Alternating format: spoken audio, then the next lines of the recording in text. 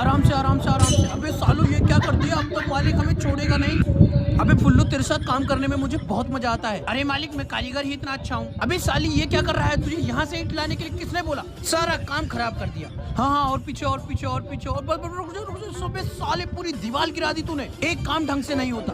देखो इस बार कोई गलती नहीं होनी चाहिए। अबे हरामखोरो पकड़ो पकड़ो पकड़ो। अब तो पक्का मालिक नौकरी से निकाल देगा। काम हो गया बेटा, नीचे आ जा।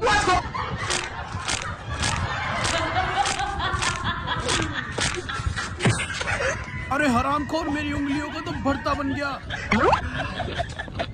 चलो ना पापा, तुम तो फालतू में टेंशन ले रहे हो।